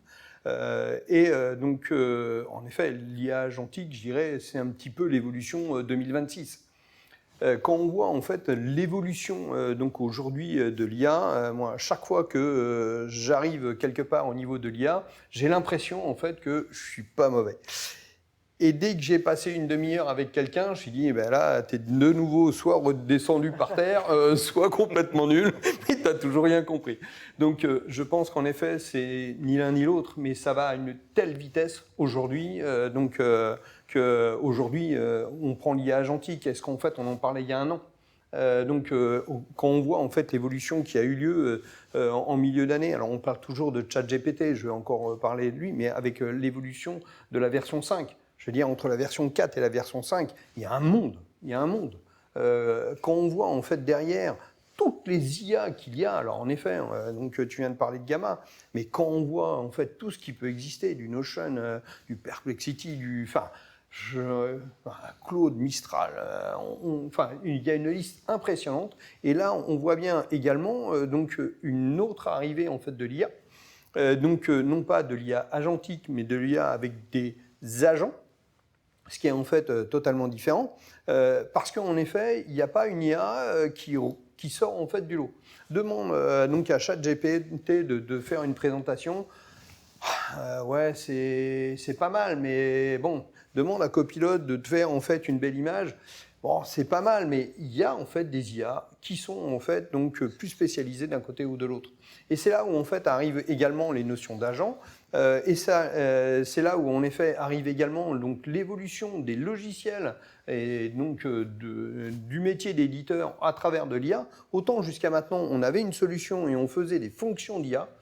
Donc petit à petit c'est en train de s'inverser. On s'appuie sur l'IA pour en fait développer des logiciels. Et ça on redevient totalement différemment. Puisqu'en fait, au bout d'un moment, l'IA c'est bien, mais ça va être extrêmement coûteux. Ça, faut le dire à tout le monde. Bon. Et d'ailleurs, on voit bien en fait au niveau des évolutions, et ça, c'est pas que dans les cabinets comptables, mais c'est dans toutes les sociétés. Et on le voit bien déjà nous au niveau des développements. Alors, je suis désolé. Rassurez-vous, mes charmants développeurs, je ne vais pas vous mettre dehors. On est en forte croissance, donc du coup, voilà. Mais forcément, on voit des sociétés et c'est partout en forte croissance, mais en fait dans les années qui viennent, eh bien une évolution assez faible, pour pas dire flat, donc au niveau des effectifs, ou à l'inverse, donc des sociétés en faible croissance, une diminution des effectifs. Et c'est là où on revient en fait au niveau des logiciels, puisqu'en fait ça va coûter extrêmement cher. Il va falloir en fait au bout d'un moment donc gérer donc un petit peu en fait tout ça. On va faire appel à des agents qui en fait auront le meilleur rapport qualité-prix par rapport en fait à la fonction en fait que l'on veut. Une fonction, je dirais, qui est tout à fait basique pour une intelligence artificielle, on ne va pas le demander à une intelligence artificielle de dernière génération. Juste, c'est pas ça, que les techniciens puristes ne m'en veuillent pas, mais presque à la limite, on pourrait demander à un chat GPT-3 qui vaut 3 fois moins cher que en fait, le chat GPT-5 à faire en fait, des fonctions qu'il fait très bien depuis 2 ans. Donc le rôle de l'éditeur, c'est aussi de faire ce choix de solutions en fonction du besoin. Alors déjà, à travers en fait des agents et à travers en fait donc les besoins en fait qu'il peut y avoir. Donc ça, c'est hyper important. Juste, excuse-moi Eric, parce que j'ai une pression du public sur ma tablette qui demande est-ce qu'on peut prendre des exemples pour se projeter de ce que ça peut être. Florent a expliqué tout à l'heure l'exemple de relancer les clients, mais dans un logiciel de production, ça peut être quoi des exemples d'applications d'IA? Là, c'est toujours pareil. C'est en fait il peut y avoir en fait tout un tas de cas, notamment en fait donc des choix sur en fait des règles comptables. Pourquoi en effet on aurait besoin d'un opérateur derrière pour je sais pas avoir rentrer une immobilisation et donner en fait le plan d'amortissement. Enfin, je veux dire, on sait très bien que sauf des trucs extraordinaires, mais globalement, on rentre du mobilier, on sait très bien que c'est du linéaire sur 5 ans ou du dégressif 3 ans, ou que tel type d'immobilisation, c'est de l'unité d'œuvre. Enfin, je veux dire, que font en fait les gens? Enfin, on prend encore une fois des positions pour en effet la grosse masse. Ça pose pas de problème. Mais derrière, c'est là où en fait il y a une évolution en fait des logiciels. Plus en fait ça va aller, plus il va y avoir en fait du conversationnel avec les utilisateurs et plus des menus, plus en fait tout un tas de choses. Presque à la limite, demain on rentrera dans n'importe quel logiciel et on arrivera sur une page blanche comme n'importe quel outil en fait d'IA. Et là on activera le micro, il nous dira bonjour déjà, un peu plus sympa, et on lui demandera en fait ce qu'il en est. Je prends en fait un exemple tout bête, mais l'autre jour, j'étais en famille, je rentre d'un point pour aller chez moi. Plutôt que de prendre, je sais pas, Google Maps, Mappy ou autre, et lui dire, alors je suis ici, la position, alors ouais, c'est bien, et je vais à tel endroit et montre-moi le truc, bien en fait, je lui ai posé la question. Alors bon, ma femme m'a regardé un petit peu ahuri, heureusement j'ai toujours une voix d'homme, mais ça a été, mais elle m'a demandé à qui je parlais, quoi. Et là, la solution qu'il m'a trouvée est étayée, et en fait c'est la solution que j'ai suivie. Donc c'est un changement dans la façon de s'adresser à sa solution. Absolument. Et la façon dont elle fonctionne. Donc aujourd'hui, on parle d'IA agentique, c'est surtout au fait beaucoup utilisé dans tout ce qui est logistique. Okay. Ça, c'est déjà une réalité dans la logistique. Et qui prend déjà en fait des décisions sur les réappros, sur en fait les chargements, sur en fait le dispatch, parce qu'en fait on prend donc au niveau de l'IA agentique, il prend en effet l'historique et l'analyse de tout ce qui a été fait et il prend des décisions en fait sur les prochaines opérations. Eric, est-ce que je peux poser une question? Concrètement parlant, oui. Est-ce que demain je peux prendre mon FEC? Je donne à l'IA d'accéder, par exemple, mes 3 derniers FEC. Je lui dis, voilà, maintenant, tu comprends comment c'est rangé. Parce que, voilà, comment c'est rangé, ce qu'on met dans quel compte. Donc là, je te donne ma compta en vrac, ma compta qui, demain, est arrivée par la facture électronique, par le EBIX de la banque. Tu as reçu toutes les données en vrac, tu as le modèle de rangement, je te mets le FEC et maintenant tu me ranges pareil. Alors, Et après, je lui dis aussi, je te donne ma 2058A là, donc tu vois bien les retraitements fiscaux de mon client, et tu vas me faire pareil. Et donc, je vais dire à mon IA qui est à l'intérieur de mon outil comptable, donc je lui fais faire l'entièreté de la révision, je lui fais remplir évidemment l'alias fiscal et le résultat fiscal, je lui fais passer l'IS, pif, paf, pouf, c'est fini. Alors, Ça arrive quand, ça? Je me permets juste un truc, j'ai besoin d'une réponse courte, parce que sinon on va exploser complètement le timing et on va pas pouvoir passer à la fin. Oui. Non, Donc, mais c'était la question. C'était la question voilà. non, mais c'était la question de la personne d'avant. Non, tout à fait. Qui tout à fait. demandait, concrètement parlant, l'IA, ça sera comment dans l'outil? Ça, à ton avis, Est-ce que c'est chez les envisageable? éditeurs, Alors, je Ça vais paraît essayer dépend. de faire très rapide. Alors déjà, non, c'est pas les fakes, puisqu'en fait, on part en fait donc de l'ensemble de la comptabilité que l'on a et ce que l'on envoie à l'IA dans le contexte du cabinet comptable, parce qu'en fait, l'idée c'est pas de lui demander la météo ou le prochain voyage, pour les vacances, mais en fait, donc il y a toute la phase d'anonymisation et de désanonymisation, en fait dans les échanges. Mais ça, c'est en fait déjà de l'IA qui se passe aujourd'hui. Mais dans l'IA agentique, on est plus dans le seul exemple que je vais reprendre, c'est la 2058A, la détermination du résultat fiscal. Donc, c'est ce cas-là. Oui, l'IA, il sera capable en fait de prendre des décisions et en fait de proposer un remplissage par rapport à ce qu'il a déjà fait et par rapport aux habitudes des dossiers similaires et en fait aux dossiers en cours. Merci beaucoup. Merci Eric. Merci beaucoup. Je voulais les réponses du sondage qu'on a lancé en début de séquence. Donc les questions, c'était quel est l'enjeu numéro 1 en termes d'IA? Hallucination, on est à 25%. Perte de compétences techniques des juniors, 28%. Et sécurité des données clients, 47%. Donc il y a une grosse préoccupation autour de la sécurité qui se voit aussi dans les questions, puisqu'on avait une question de Gilles qui disait vous n'évoquez pas assez le fait que donner des données à une entreprise cliente, à des IA génératives, revient à ne pas respecter la confidentialité. Sans rouvrir la parenthèse, on peut dire que si les éditeurs le font, c'est dans des conditions de confidentialité et de sécurité. Oui, alors D'accord, juste pour répondre. pardon, c'est pour ça que je pose la question. Quand est-ce qu'on l'aura dans nos outils de production? C'est un gros Quand est-ce que travail, l'IA sera dans nos outils de production pour ne pas avoir c'est là où je ces pense- problèmes-là? Je pense que j'ai également répondu qu'en fait, nous, on ne traite pas des fakes, on traite dans la comptabilité, ce qui nous permet de gérer en fait cette sécurité des données. Et typiquement, toutes les libellés en fait des comptes de tiers, tout ce qui est classe 4, la liste des clients, la liste des fournisseurs, la liste des rémunérations, les 421 en détail, etc. Donc tous ces éléments, ou tout simplement les comptes courants d'associés, les 455. Donc tout ce qui est classe 4, tout ça, c'est anonymisé. Merci En beaucoup. fait, c'est notre travail d'éditeur en 2026 de prendre ces large language models, donc LLM, qui sont généralistes, qui marchent pour tout type de demande, et de les mettre dans les interfaces des logiciels comptables. Oui. Et donc, demain, c'est le large language model, ils sont moins sécurisés, ça peut donner des choses qui ne sont pas hyper précises. Tout l'enjeu, c'est d'utiliser ces algorithmes-là, ces choses-là, dans les éditeurs, pour que ce soit à la fois sécurisé et à la fois aussi affiné pour des réponses qui correspondent à un expert comptable et pas à un kidam. Et ça, je pense que c'est vraiment 2026 chez la plupart des éditeurs. Eh ben, Alors moi, je super. voudrais juste rebondir quand même sur la perte de compétences techniques. Alors moi, je ne mettrai pas des juniors, c'est la perte de compétences techniques tout court. Donc une IA, ou tous les IA, doit aider en fait les gens donc, à aller plus loin. Mais si on commence en effet à se reposer sur l'IA pour faire juste ce qu'on fait aujourd'hui, forcément on va s'appauvrir intellectuellement et au bout d'un moment, l'IA nous remplacera. Ça, il faut bien l'avoir en tête. Si en fait on ne veut pas que l'IA nous remplace, on doit s'en servir pour en fait aller chercher toujours plus loin. Ce qui rejoint la transition parfaite, ça nous fait le lien avec la troisième thématique sur les nouveaux modèles des cabinets et la Moi, est-ce financiarisation. que je peux revenir juste oui, En je sais que 20 c'est- secondes, je t'en Mais, supplie. mais en parce fait, que là- c'est toujours Ouais. ce fameux débat de l'outil. Oui. Il y a des logiciels aujourd'hui qui existent pour calculer les cotisations des gérants majoritaires. si on demande aujourd'hui à un collaborateur qui nous explique le calcul, à mon avis, il en est incapable. Hein.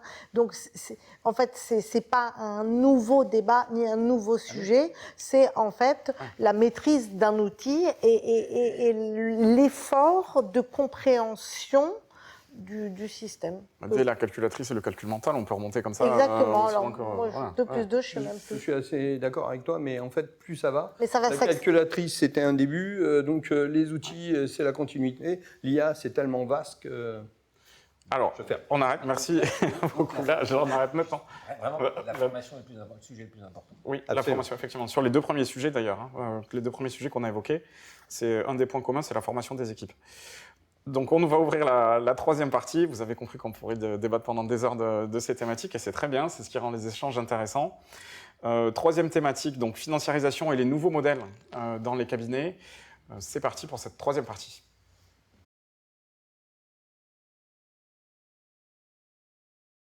Sur cette 3e thématique, on a choisi d'aborder un sujet qui est assez différent, mais on va le voir néanmoins complémentaire avec les 2 premiers, et de s'attacher aux nouveaux modèles de cabinet, notamment au prisme de la financiarisation de la profession.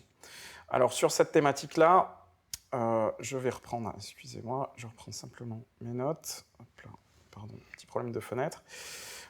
Sur la question qu'on va vous poser, j'ai pas les résultats du sondage amont. Par contre, ce que je vais faire, c'est que je vais lancer le sondage live. Sur le sondage live, la question qu'on vous pose là tout de suite, c'est en 2026, l'équilibre à trouver d'après vous, sur la partie modèle de cabinet, est-ce que c'est plutôt l'équilibre entre volume et qualité du service, standardisation des missions et sur-mesure, donc personnalisation de l'offre, ou alors le prix et la valeur perçue? Alors, tout est en enjeu, tout est important, mais comment est-ce que vous priorisez tous ces sujets-là? Et on y reviendra tout à l'heure. Sur le sujet de la financiarisation en particulier, donc c'est une problématique qu'on a régulièrement vue dans la presse spécialisée ces derniers temps, dont on entend parler régulièrement. Virginie, toi, de ton point de vue, sur la région Île-de-France, comment est-ce que tu vois ce sujet? Alors moi, je suis comme vous tous, hein, toutes les semaines, en fait, on découvre un acte de concentration.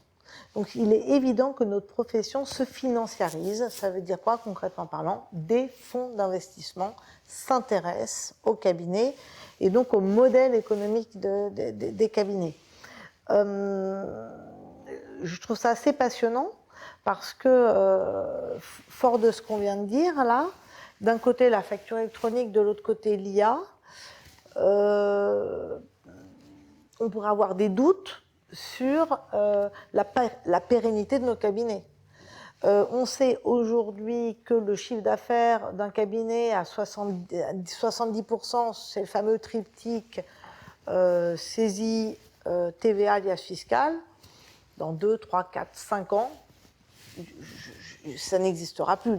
Soit les liasses fiscales n'existeront plus, elles seront remplacées par les FEC, soit en fait elles seront remplies de manière automatique. Donc tout sera automatisé. Donc quelle sera la valeur ajoutée du client? Et on a du cabinet dans cet accompagnement des clients. Donc on pourrait avoir un doute. Et ce qui est génial, je trouve, c'est qu'aujourd'hui il y a des fonds d'investissement qui n'ont aucun doute. Puisqu'ils investissent dans des cabinets. Et aujourd'hui, donc, il y a un phénomène de concentration dans la profession que je n'observe pas en Île-de-France. D'accord. En Île-de-France, nous avons à peu près 80% des experts comptables qui sont des petits cabinets de moins de 10 collaborateurs. Donc on va dire entre 1 million et 1,5 million de chiffre d'affaires. Et si j'ai bien compris, les fonds aujourd'hui sont plutôt férus de cabinets qui, alors certains m'ont dit, hein, c'est plus de 2 millions d'euros de chiffre d'affaires. Mais ça veut pas dire que ça ne va pas être un mouvement. Et c'est facile, en fait, en se réunissant, c'est facile d'atteindre le minimal de 2 millions d'euros de chiffre d'affaires et rentrer dans cette financiarisation et faire rentrer un fonds dans une nouvelle aventure en se regroupant avec 5-10 millions d'euros de chiffre d'affaires. C'est un nouveau sujet, donc tu me demandais est-ce qu'on le voit de manière massive en Ile-de-France. On ne le voit pas de manière massive. Okay. Certains gros cabinets se réunissent, font rentrer des fonds et ça devient assez passionnant parce que déjà, en termes de valorisation, on arrête de regarder le seul critère du chiffre d'affaires, que je trouve un peu archaïque quand même. Et on parle un peu plus d'EBITDA. Quand on parle d'EBITDA ou d'EBE pour franciser le truc, quand on parle d'EBE, eh ben, on parle quand même rentabilité. Et ça me plaît beaucoup d'être sur des ratios de performance, parce que comme ça, on peut aborder le sujet de la vente, qui est un vrai sujet dans nos cabinets d'expertise comptable. Le sujet de la vente des missions, pas la vente des cabinets. On parle, là, le sujet de la vente de missions, voilà. En fait, de la valorisation de nos missions. Ok, très bien. Merci beaucoup Virginie. Florent, de ton point de vue là-dessus? Oui, je pense que c'est clair qu'il y a une accélération de la concentration. D'ailleurs, chez les éditeurs comme chez les cabinets.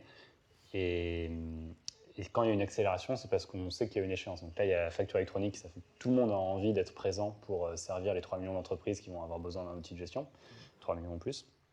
Et il y a l'intelligence artificielle, où tout le monde sait qu'il y a des gros gains de productivité à faire et des nouveaux services à offrir. Et la très bonne nouvelle, c'est qu'en effet, j'ai entendu beaucoup dans ces dernières années, les clients ne veulent pas acheter des nouveaux services. La bonne nouvelle, c'est que des fonds qui réfléchissent un peu à la question sont confiants qu'à la fois, ils vont faire des gains de productivité, baisser les coûts, et à la fois, ils vont pouvoir offrir des nouveaux services parce qu'ils savent bien qu'ils ne vont pas facturer de la saisie. Donc, plutôt bonne nouvelle. Ça veut dire que la profession est bien attractive, en tout cas pour les capitaux. Et je trouve, ce qui est intéressant, c'est que le fait que ça se passe aussi côté éditeur, ça montre qu'en fait, la course et cette accélération, c'est pour détenir la relation avec le client. Et donc, plus on est gros, on n'a pas besoin d'être gros pour mettre en place de l'IA, on n'a pas besoin d'être gros pour mettre en place la facture électronique. En revanche, on a besoin d'être gros pour être visible, pour avoir une belle marque. Okay. Et donc, ça se passe côté éditeur, ça se passe côté entreprise, et côté expert comptable. On voit 3 modèles. Il y a le modèle traditionnel, c'est l'expert comptable impose son logiciel au client. Ça se passait comme ça dans le passé. De plus en plus, il y a le modèle hybride, où en particulier Conto, Pennyline sont tellement visibles par les entreprises que l'entrepreneur va voir le cabinet en lui disant je veux bosser avec toi, mais je bosse avec cet outil-là. Et donc, perte de relation de l'expert comptable. Et surtout, il y a le nouveau modèle, avec Indie en particulier, où l'entrepreneur va choisir son outil, et ensuite l'outil va lui conseiller un expert comptable. Donc, plus on est gros et visible, plus on a la possibilité de maintenir la relation client. Ou alors, on est sur un marché de niche, mais c'est un calcul que font en particulier beaucoup de cabinets qui se concentrent. Ok, donc toi, cette course au fond, aux investissements, c'est une course à acheter l'acquisition client, en fait, c'est ça? C'est une course à la visibilité, parce que en fait, ce qui coûte cher aujourd'hui, c'est la confiance des clients et c'est d'acquérir des clients. Okay. La production comptable, la production comme dans toutes les industries d'ailleurs, va coûter de moins en moins cher. Et là où les coûts explosent des gens, c'est sur les ventes et le marketing. Et donc, si on achète un portefeuille avec déjà des clients qui font déjà confiance à l'expert comptable, eh ben on sait que derrière, on va dérouler parce qu'on va réussir à faire la production. Okay. Donc, Virginie et Florent disaient qu'il y avait un signal positif dans l'arrivée des fonds qui cette mouvement de concentration parce qu'on a des acteurs qui ont confiance dans l'avenir de la profession, si je ne trahis pas vos propos. Dominique, est-ce que tu partages ce constat-là? Est-ce que c'est une bonne nouvelle? Quand on ait confiance en nous, oui, c'est toujours une bonne nouvelle. Moi, ça me rassure. Pour le sujet, je suis très content. Après, dans la financiarisation, il y a au moins 2 ou 3 sujets. En fait, ce n'est pas que des rachats de cabinets. Il y en a qui font appel à des fonds juste pour une période temporaire pour passer à la digitalisation. C'est le cas de certains cabinets qui n'ont pas pris le train en marche, donc ils le font à ce moment-là. Après, il peut y avoir des levées de fonds pour faire un passage de relais sur une génération plus jeune, mais qui n'a pas encore les moyens de racheter. Puis après, il y a la vraie financiarisation. C'est des fonds qui viennent et qui vont demander, ce que disait Virginie tout de suite, sur une rentabilité de cabinet. C'est une excellente nouvelle aussi, de se positionner sur la profitabilité des cabinets et la confiance qu'ils ont en nous. Ça, c'est super. Après, j'ai toujours un côté négatif dans tout ce que je dis, mais je suis quelqu'un de très optimiste. Après, c'est de ne pas perdre notre âme dans l'histoire. C'est un vrai sujet pour moi. Tu viens de l'expliquer, Florent. Certains sont en train de conseiller un cabinet En gros, si on prend la relation d'une entreprise aujourd'hui et des cabinets, c'est client, éditeur, enfin c'est ce qu'ils veulent, client, éditeur, cabinet. Aujourd'hui, on est client, cabinet, éditeur. On fait appel à des éditeurs pour nous accompagner, ce que tu fais très bien, et ce que vous faites aussi. Mais d'inverser le rôle me semble dangereux. Pourquoi ? Pour deux raisons. Un, le client risque de ne plus nous identifier comme le conseiller privilégié de l'entreprise. Ça, c'est un des éléments. Et le deuxième élément sur lequel j'attache beaucoup d'importance, ce sont nos valeurs professionnelles. Il y a la déontologie, il y a l'indépendance, on est libéraux et on a une grande conscience. Si on devient sous-traitant d'un éditeur, je vais le dire comme ça, même si c'est choquant, je trouve que c'est dangereux pour la profession et pour les clients. Qu'un client vienne me voir en me disant « Bonjour, monsieur Perrier, moi je suis chez DEC, je suis chez Indie, machin, je veux que vous travaillez avec », j'ai pas de débat. Par contre, c'est moi qui garde la relation client et je pense que c'est le sujet le plus important qui va aller vers ce qu'on va évoquer après. Et Virginie a envie d'en parler, c'est les nouvelles missions qu'on pourra vendre. Si on n'a plus cette relation client, on ne vendra rien. Donc à un moment donné, financiariser, je ne suis pas contre, bien au contraire, comme disait l'autre. Mais il faut faire attention à qu'on ne perde pas notre âme dans l'histoire, parce que c'est quand même nous qui avons la relation client. C'est ce qu'on vient acheter, dans tout ce qui vient d'être dit, et je partage complètement. Mais il faut que cette relation, on l'ait, nous, dans des conditions normales et pratiques. Si on regarde ce qui s'est fait dans d'autres métiers, j'aimerais bien regarder toujours ce qui s'est passé ailleurs. Vous prenez les cliniques vétérinaires ou les labos. Il y a une financiarisation il y a quelques années, et si on prend les labos de laboratoires d'analyse, il n'en reste pas beaucoup d'indépendants. Et ce qu'on constate aujourd'hui sur ces labos-là, c'est que les laborantins qui ont vendu leur cabinet, qui étaient des professions libérales, ont pris de l'argent, tant mieux pour eux, ça marche, mais en fait, ils ont une pression telle qu'ils sont en train de... Certains sortent et se réinstallent tout seuls, parce qu'ils ont perdu leur âme, et ils ont besoin de la relation client, et c'est à eux de décider ce qu'ils vont vendre. On va en parler après, mais il faut que je garde cette liberté-là. Dans certains cas, je vais produire quelque chose pour un client, je n'ai pas envie de lui vendre, parce qu'il va m'apporter autre chose, et ainsi de suite. Si c'est trop financiarisé, il va falloir que j'ai un EBITDA X, Y et Z, et on me demande une rentabilité un peu compliquée. C'est là où c'est un peu ambigu, mais en synthèse, c'est plutôt une bonne nouvelle, mais gardons notre âme, franchement, c'est ce que... Non, mais on fait souvent le parallèle avec les laboratoires d'analyse médicale et ou les cabinets de radiologie. Absolument. Mais moi, je trouve que c'est un parallèle qui ne peut pas s'appliquer parce qu'il n'y a pas de relation directe avec le client. Tu ne le connais pas, ton laborantin? Non, mais mon radiologue, si. Tu le connais, ton radiologue? Bon, moi, j'aime bien le voir quand j'ai un problème. Moi, j'ai la chance de ne pas le connaître. Bon. Oui, je suis passé plusieurs fois. Voilà, j'ai la chance de ne pas le connaître. Mais il y a moins cet intitulé personnel que nous avons, nous, experts comptables clients. Mais je partage. C'est ça le risque. Hein. C'est ça. Mais c'est le vrai sujet. Mais en fait, ça n'a pas d'impact avec la financiarisation. C'est un impact avec la concentration des outils et la volonté d'éditeurs à un moment donné de vouloir disrupter l'expert comptable pour avoir une relation directe. Ça, chacun joue sa partition. Mais dans la financiarisation du cabinet d'expertise comptable, avoir plus de capitaux pour digérer l'évolution de nos métiers, y intégrer de l'IA, y intégrer tous les nouveaux process à facture électronique et être un cabinet sachant qui a su se transformer pour faire de la compta en temps réel. Parce que c'est vraiment ça le sujet. Dans la transformation du cabinet, ça va être la compta en temps réel. Aujourd'hui, je pense que ton cabinet, comme le mien, les plannings, c'est rythmé à la date de TVA. Ce qui me dérange profondément, mais tu as raison. Voilà. Je n'ai pas réussi à faire différemment qu'avoir un planning rythmé en date de TVA. Toi non plus, visiblement. C'est un vrai sujet. Demain, il n'y a plus de date de TVA. Demain, dans 5 ans, dans 10 ans. Hein. Exactement. Il y a des dates de reporting. Là-dessus, je voudrais juste entendre, Eric, ton point de vue sur cette financiarisation. Est-ce que tu la vois et quel impact tu vois, toi, sur la profession? Alors, je vais pas dire je suis à côté, je vais être plus modéré. Alors déjà, en fait, je vais rebondir sur les labos et notamment, en fait, tout ce qui est radio. Donc, je trouve que c'est un peu différent puisqu'en effet, il y avait un besoin de financiarisation pour, en fait, tout financer l'ensemble des outils qui sont extrêmement coûteux. Et là, il y a en fait un intérêt à faire rentrer des fonds, et notamment des gros labos, des fonds pour en fait financer en fait tout ça. C'est pas le cas en fait des cabinets comptables, donc ils n'ont pas autant en fait donc de besoins. Ça dépend lesquels. Pas encore. Ça dépend lesquels. Non, mais ils n'ont pas autant, enfin, je veux dire, au niveau des coûts, enfin, je veux dire par là, c'est pas les mêmes, mais justement, on va revenir en fait sur en fait les besoins donc au niveau financiarisation. Je reviendrai sur la concentration. La statistique donc qu'on peut avoir en fait sur Paris, moi je la constate dans toute la France. Voilà, donc en gros 80% en fait des cabinets c'est moins de 10 collaborateurs, 92% donc c'est moins de 30 collaborateurs et c'est 1% d'au-delà de 100 collaborateurs. Enfin je veux dire, voilà. La financiarisation pour des bons ou des mauvais côtés touche surtout en fait les gros. On parle de concentration, moi je veux bien. Et j'en discute avec des très gros cabinets. Moi, je ne vois en fait que des chiffres donc, de la profession qui évoluent dans le nombre d'experts comptables. Et s'il y avait une concentration, je verrais donc quelque part le nombre de cabinets comptables diminuer. C'est pas ce que je constate.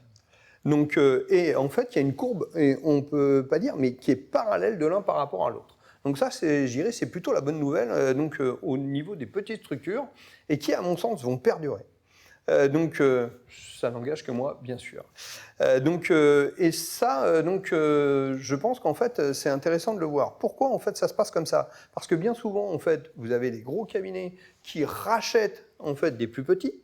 Parce que, dedans, il y a un expert comptable qui arrive en fin de carrière, qui veut prendre sa retraite, etc. Il y a très souvent, en fait, derrière, un jeune expert comptable ou un expert comptable qui pensait prendre la suite et qui, on va dire, à cause des fonds, parce que ça, c'est le côté pervers, un jour ou l'autre, quand il est embarqué, 6 mois, 1 an, 2 ans après, il ressort et remonte un cabinet. Et en fait, ce cabinet se redéveloppe quasi à la taille où il était au moment du rachat. Ça, en fait, on le constate, mais depuis des années. D'accord, ce qui veut dire qu'il y a une opportunité pour les gens qui veulent vendre parce qu'ils veulent vendre mieux qu'avant, oui. Mais ceux qui veulent rester indépendants ou se recréer, ils peuvent toujours le faire tant qu'ils maîtrisent. Alors, tu as raison, mais pour moi, ça, c'est l'effet pervers. Parce qu'en fait, les fonds qui, comme je viens de le dire, touchent en fait surtout les gros cabinets, est en train de ruisseler.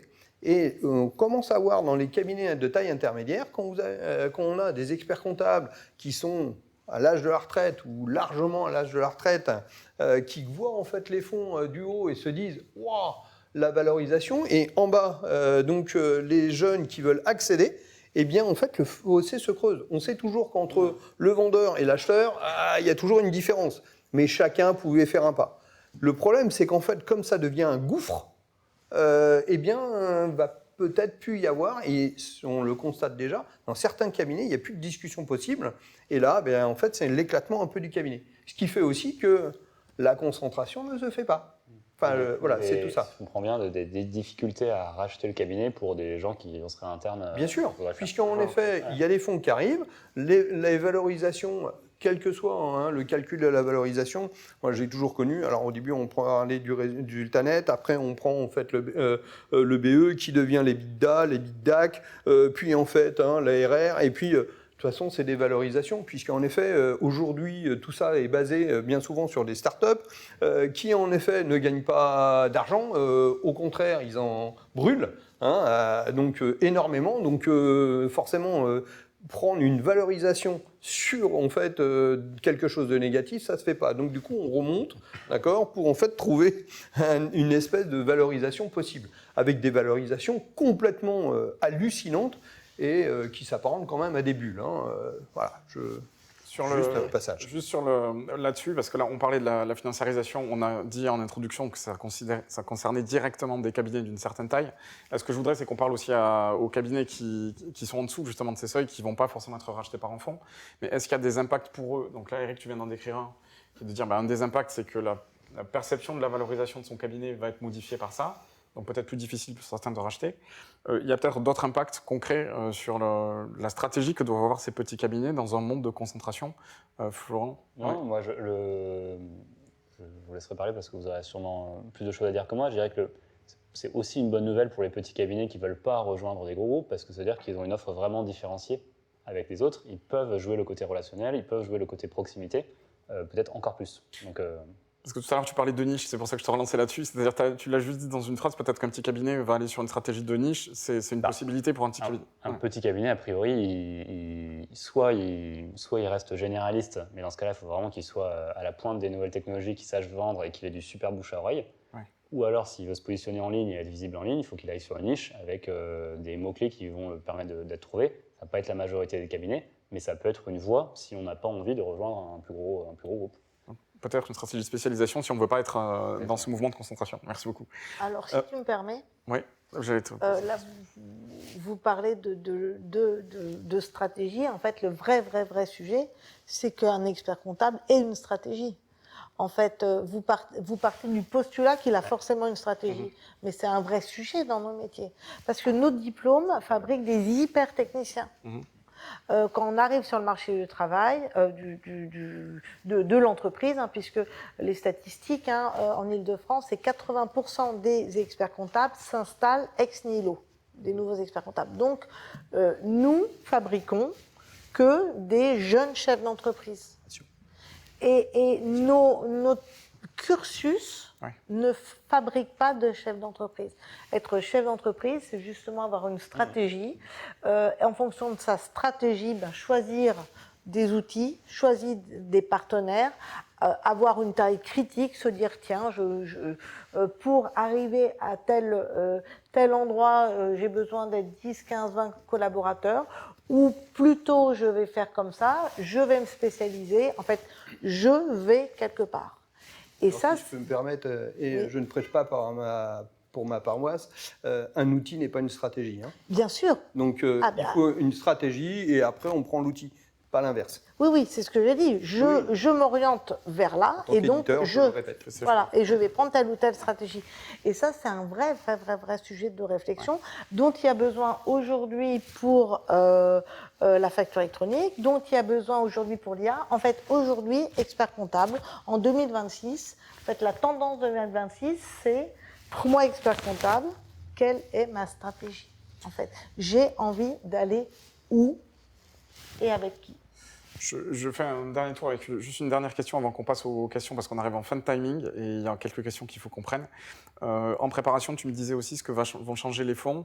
C'est sans doute qu'on va avoir des offres de facturation, enfin, qui vont facturer beaucoup plus de missions. Donc il faut aussi peut-être que les cabinets se mettent à facturer davantage leurs services. Je te dis ça parce que si je reprends le sondage en amont que j'ai pas commenté là en ouverture, la question a été, pour maintenir ces marges en 2026, quel sera le levier réaliste selon vous? Il y avait l'augmentation des honoraires, l'industrialisation des process ou la vente de nouvelles missions.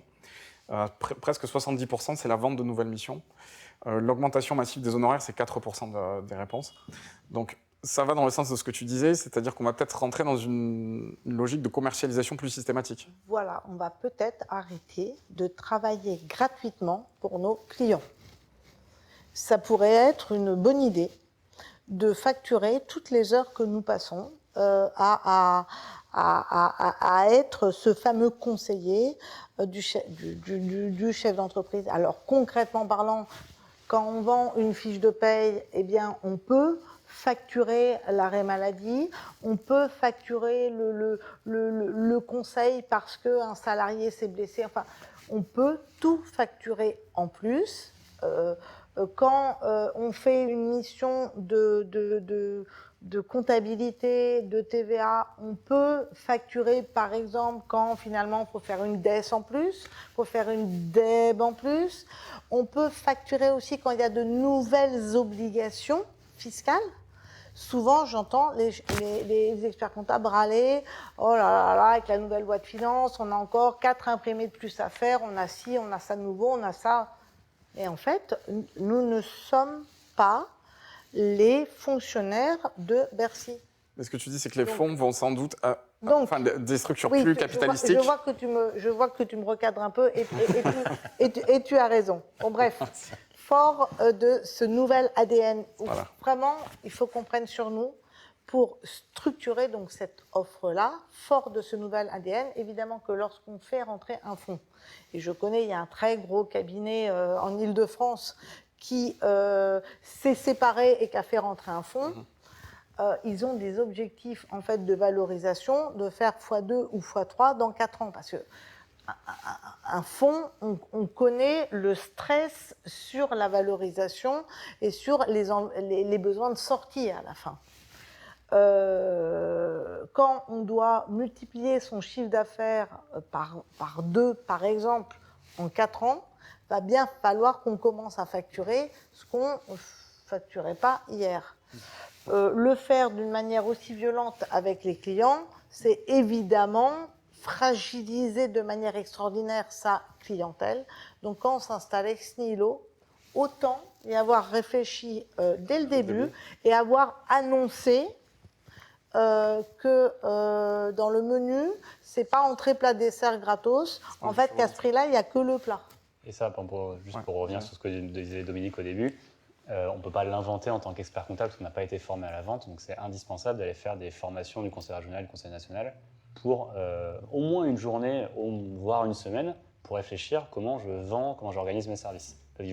C'est pas inné, il faut l'apprendre. Donc il faut vraiment aller voir ces formations. Et on peut se faire accompagner en plus. Et on peut se faire accompagner, très bien. Eric, Dominique, vos conseils aux petits cabinets dans ce contexte de concentration de financiarisation, un cabinet qui ne va pas se faire racheter encore une fois, mais qui nous écoute, qui se dit qu'est-ce que ça va changer autour de moi et qu'est-ce que je dois faire, quel conseil tu peux lui donner, Eric? Alors, je ferai doucement au niveau du conseil. D'ailleurs, le conseil, ça se vend, c'est ça? Je plaisante. Non, moi je trouve que globalement, encore une fois, tout a été un peu dit. Donc, il faut en fait des stratégies. 2, il faut en fait amener des process, non seulement en fait au niveau donc des clients, mais aussi en sein en fait des cabinets. Et en fait, c'est tout ça qui va faire en fait l'évolution de chaque cabinet. Moi, j'ai plutôt une bonne nouvelle quand même dans ce cadre de la financiarisation de la finance, etc. C'est que, et comme le disait Florent, on se recentre au niveau en fait du client. Donc un cabinet même tout petit qui en fait est proche de ses clients, il a tout l'avenir en fait devant lui. Moi, pour faire simple, c'est un petit peu en fait ce que je vais lui dire, parce que comme je le disais en fait tout à l'heure, forcément il y a un petit cabinet, donc il y a l'expert comptable qui est proche, même s'il y a de l'IA, encore une fois comme je le disais tout à l'heure, si en fait il fait en plus avec l'IA, il se sert de l'IA pour donner quelque chose en plus, dégager du temps pour le client.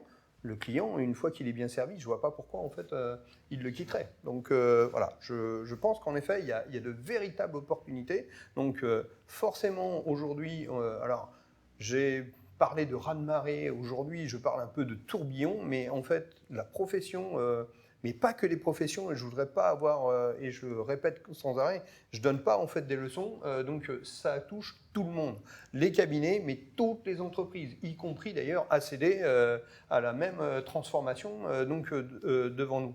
Parce qu'en fait, il y a la financiarisation qui arrive à la fois dans les cabinets et à la fois, comme le disait Florent, dans les éditeurs, puisqu'en effet, au niveau de l'IA, il va falloir en fait des moyens très important en fait pour avancer et très rapidement. Il y a en fait la facture électronique, qui est en fait encore une fois techniquement c'est rien, mais fondamentalement au niveau comme le disait Virginie, enfin on peut espérer avoir de la comptabilité en temps réel. On n'a pas parlé de l'open banking qui en fait s'inscrit à l'intérieur des logiciels, super important aussi. Et pour finir, l'intelligence artificielle qui orchestre une partie en fait de tout ça et qui amène en fait des choses. C'est tous ces éléments que tout le monde en fait va être confronté. Et encore une fois, pas que les cabinets, mais dans tout changement en fait, il y a un millier en fait d'opportunités. Va falloir être agile, va falloir en fait être en plein Darwin, va falloir s'adapter très rapidement. C'est les plus malins qui en fait verront plein d'opportunités demain. Pas spécialement les plus puissants. Merci. Dominique, toi, ton conseil au cabinet qui nous écoute sur cette thématique-là de changement de modèle. Et après, on passera aux questions.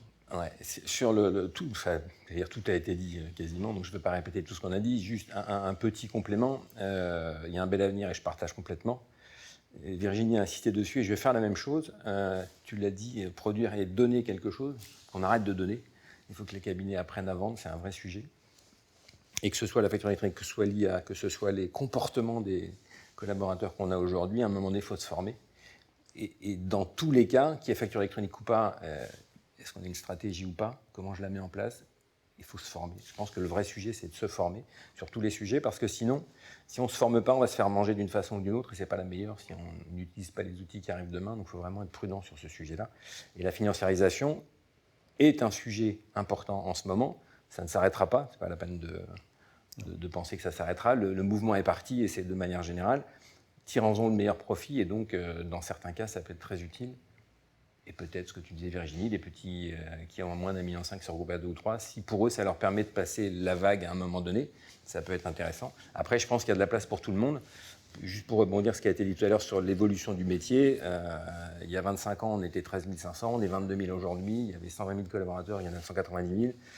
Moi, j'aime bien que ça s'informatise et que ça se digitalise au final. En fait, plus il y a d'outils, plus on est présent. Et ce n'est pas parce qu'il y a des outils qu'on est présent, c'est qu'on s'adapte avec ces outils pour vendre mieux et accompagner au mieux les clients. Donc, je pense que sur le sujet de l'évolution et l'accompagnement des clients, on a un bel avenir. Oui, sachant qu'on a prédit quand même quelques années que la profession devait disparaître. Oui, mais on plus oublie on fait de donc voilà. Alors juste pour conclure sur ça, c'est pas la profession qui disparaît, c'est des tâches qui disparaissent, et on l'a dit tout à l'heure, c'est hyper important. Il faut qu'on s'adapte aussi parce que ces tâches disparaissent, donc il faut qu'on fasse autre chose. Là, je suis obligé de vous couper. Il est plus de 12h30, enfin, il est 12h30. On a épuisé le timing, mais on va quand même prendre les questions. On avait un petit peu anticipé que ça risquait d'être riche. Donc, j'ai l'autorisation officielle de prendre quelques minutes de plus. Ce soir. Non, juste, donc, ce que je vais vous demander, c'est des réponses vraiment très courtes là, aux questions qui se sont posées. Oui ou non Une question sur l'annuaire de la facture électronique. On en a parlé. L'annuaire est déjà disponible, point d'interrogation. Oui. Les clients sont déjà remontés automatiquement. Est-ce qu'il ne faut pas faire une inscription? Peut-être Florent sur ce sujet. Alors, j'ai entendu tout à l'heure, on peut aller vérifier l'annuaire soi-même. Je sais que les plateformes peuvent aller vérifier l'annuaire et voir quelle plateforme agréée a été choisie. Par contre, moi, personnellement, je n'ai pas connaissance que n'importe qui peut le faire. Hein. Si tu peux, à partir du moment où tu as le numéro de sirène, tu vas sur annuaire factureélectronique.com, tu te connectes et tu peux vérifier que tu voilà. La solution est là. Mais on ne voit pas la facture. Précaution, tout le monde n'est pas inscrit. Et notamment, on parlait du corps médical, ils ne sont pas encore faits, ce sera au premier trimestre 2026. Les SCI, ce genre de choses, ça viendra aussi. Et BNC ça répond à la aussi. question de Il y a des BNC voilà. qui ont la TVA, donc nos stress, en fait, Voilà. l'information est remontée. Donc ça, Valérie, oui, c'était votre question à laquelle on vient de répondre. C'est parfait. Une question de Soraya. Est-ce qu'il existe des formations pour expliquer les processus de facturation électronique, l'usage de la plateforme aux dirigeants de TPE-PME qui gèrent leur comptabilité en interne? Est-ce qu'il y a des supports ou des choses qui peuvent être utilisées directement pour les chefs d'entreprise? Là, je pense. Déjà, premièrement, il y a la formation qu'on propose conjointement entre le Conseil national et le Conseil régional de 4 heures gratuitement, mais vraiment y aller. En fait, c'est national. Hein, donc, aujourd'hui, n'importe quel conseil régional vous propose cette formation et elle est gratuite. Suivez-la, ça vous donne le b.a.-ba de la facture électronique. Ensuite, fort de ça, vous pouvez l'adapter pour le proposer à vos clients. Et je vous incite à être la personne qui en parle aux clients, parce que ça vous donne après une légitimité sur ce sujet très importante.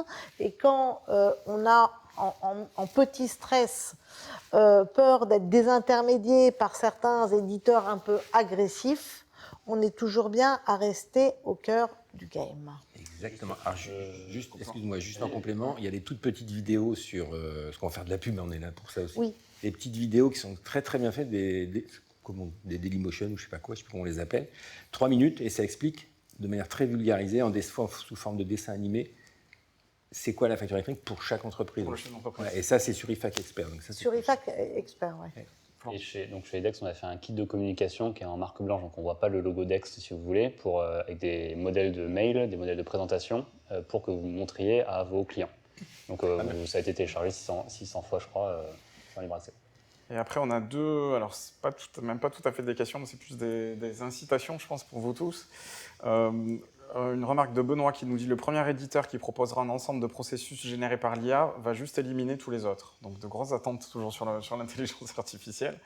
Et ensuite, il y a un vrai sujet de facturation dans la profession, donc ça c'est Isabelle. Y aura-t-il au niveau de la profession des webinaires sur la facturation des nouveaux services et sur la facturation électronique qui nous prend déjà un temps fou? voire un thème du futur congrès. Donc, vous partez tous les deux avec des Donc, choses. alors, Il y a pour déjà des répondre- choses qui existent. Non, mais pour répondre à cette question, c'était le thème des parcours de la transformation au Conseil régional pendant 1 an. Nous avons traité ce thème-là avec 8 webinaires d'1h30 et on a sorti un livre blanc. Donc, il existe sur le Conseil régional. Si vous n'y arrivez pas, contactez-moi sur LinkedIn et je vous donnerai tout ce qu'on a. Il y a des formations qui sont proposées par les IRF. Il y a aux universités d'été de l'ordre des experts comptables. Alors, je suis désolée, hein, c'est très parisien, mais ne dites pas que je vous l'ai dit, mais en fait, on ne regarde pas, en tant qu'expert comptable, d'où vous venez. Donc, c'est gratuit, c'est à Porte-Maillot. Et cette année encore, il y avait tout un parcours gratuitement de 4 ateliers d'1h30 sur comment vendre, se vendre, etc., de grande qualité. Donc, formez-vous dans vos instances ou formez-vous sur des catalogues de formation, mais c'est vrai que la vente, ça n'a pas fait partie de notre ADN, dans notre cursus, et c'est bien dommage. Dominique, tu veux compléter là-dessus ou c'est bon? Ah bah, il y a le guide du full service qui permet aussi d'avoir les schémas, il y a des formations aussi. Donc il y a ce qu'il faut fouiller un peu. Il faut creuser et se former. Ok, très bien. Je pense qu'on a pris toutes les questions. Donc je vous remercie énormément pour ces échanges sur ces 3 thématiques, hyper riches, thématiques complémentaires. On a vu qu'il y a quand même beaucoup d'enjeux qu'il va falloir traiter dans les cabinets dans les années à venir, et en particulier sur l'année 2026. J'espère que c'était malgré tout un message d'optimisme et qui s'est voulu aussi pragmatique pour vous aider au sein de vos cabinets. Merci à tous les 4. Merci. Je vous dis à très bientôt pour de prochains formats. Du côté de Dext, Dext vous donne rendez-vous sur des échéances qui seront en région dans des dates à partir de l'année 2026. Donc vous allez pouvoir rencontrer au plus proche de chez vous vos interlocuteurs Dext habituels. Voilà, merci à tous et à très bientôt. Merci. À bientôt.